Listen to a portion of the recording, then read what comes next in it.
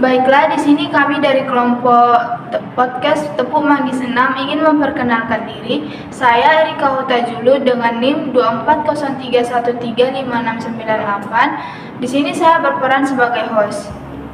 Saya Tiara Putrika dengan NIM 2403 Di sini saya berperan sebagai ahli bahasa.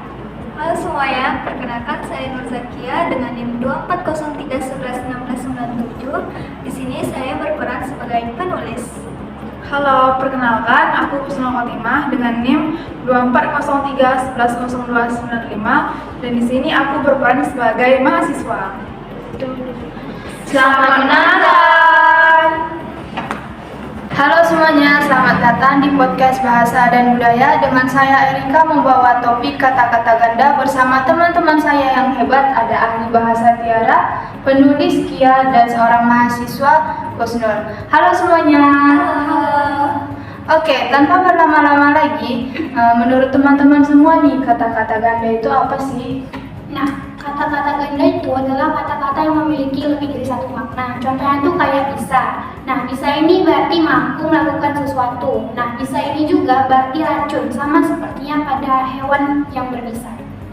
Wah iya ya, karena itu kita nggak nyadar kalau misalnya satu kata itu bisa punya makna yang berbeda dan itu tergantung pada konteksnya.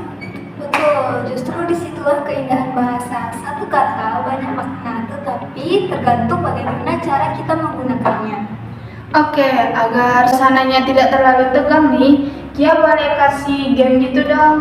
Buat satu kata-kata ganda dan teman-teman semuanya harus menebak ya. Oke, kata yang pertama, bunga. Nah, apa makna dari kalimat ini? Bunga di bank saat ini cukup tinggi. Oh, ini pasti maksudnya bunga pijama. Pasti bukan bunga mawar kan? Betul, itu tuh contoh teks kata ganda dalam konteks keuangan. Oke, seru-seru nih. Kita boleh lanjut ke pembahasan berikutnya. Oke, Kia sebagai penulis nih, sering nggak sih Kia menggunakan kata-kata ganda dalam tulisanmu? Oh, sering banget. Kata ganda ini juga bisa dijadikan alat permainan yang cerdas. Misalnya, aku pernah nulis, ia menanam bunga untuk masa depan. Pembaca ini pasti mikir, ini nih bunga tanaman atau bunga investasi. Dan itu membuat si pembaca ini mikir dan menginterpretasi secara lebih dalam.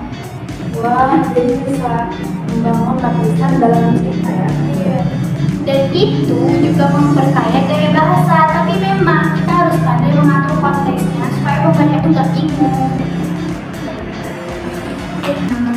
Oke, sekarang kita main game lagi. Tapi di sini saya mau Kusnul dulu yang buat satu contoh kalimat ganda, terus teman-teman lainnya yang menjawab. Oke, jadi kalimatnya adalah setelah selesai bekerja, ayah mandi keringat. Ini pasti maksudnya ayah ini sangat lelah dan berkeringat kan? Bukan ayah mandi seperti dengan air. Benar, kata mandi ini dipakai secara metaforis. Hebat semua. Mantap. Jadi kata ganda itu bisa digunakan dalam bentuk gaya bahasa ya. Nah, tadi saya sudah meminta sudut pandang dari Kia dan juga Titi. Nah, sekarang saya meminta pandangan dari Kusno, yaitu sebagai mahasiswa, pernah nggak kamu merasa susah terhadap ataupun bingung tentang kata-kata ganda itu saat belajar? Pernah banget, apalagi kalau aku lagi baca jurnal atau buku. Kadang-kadang satu kata itu bikin aku mikir dua kali. Misalnya kata nilai itu bisa berarti angka ujian atau bisa jadi juga nilai atau norma. Jadi aku harus benar-benar lihat konteksnya itu apa. Itu tuh tantangan umum, tapi juga jadi latihan berpikir kritis untuk kita semua. Dan untuk menulis justru itu tuh peluang, karena kata-kata ganda ini bisa juga dijadikan sebagai bermain teka-teki atau menambahkan kedalaman dan makna. Nah, mulai dari kita awal awal podcast kita sudah membahas apa itu kata-kata ganda, tantangan-tantangan dalam kata-kata ganda. Kalau begitu, yuk kita bahas lebih mendalam lagi. Apa sih pengaruh kata-kata ganda ini terhadap komunikasi? Nah, kalau digunakan dengan baik, maka akan memperkaya komunikasi. Tapi, kalau digunakan dengan tidak hati-hati, maka bisa menimbulkan salah paham. Setuju. Dalam sastra atau puisi, kata-kata ganda ini dapat menambah karya ini lebih hidup dan menambah makna ganda ini lebih indah. Tapi di dunia nyata, terutama saat presentasi ataupun komunikasi, aku rasa kita harus ekstra jelas agar nggak terjadi misinterpretasi. Nah, penting banget tuh. Jadi semua tergantung pada konteks dan tujuan komunikasinya. Obrolan kali ini luar biasa ya. Ternyata kata-kata ganda itu bukan hanya cuma soal bahasa, tetapi juga tentang makna, kreativitas, dan pemahaman juga ya. Semoga pendengar jadi lebih peka terhadap kata-kata dalam kehidupan sehari-hari. Dan jangan takut untuk bermain dengan kata, karena di balik satu kata tersembunyi banyak cerita. Yuk terus belajar dan menggali makna. Terima kasih sudah mendengarkan podcast dari kami. Sampai jumpa. Dadah!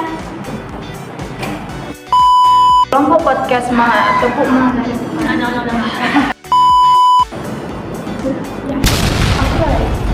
kasih. Kontrol dulu info ya.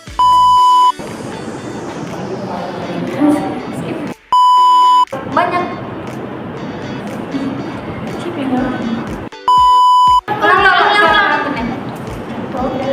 Susah nggak sih mau pemilih nanti? Udah nggak usah. Nggak, aku masalah kalian. Terus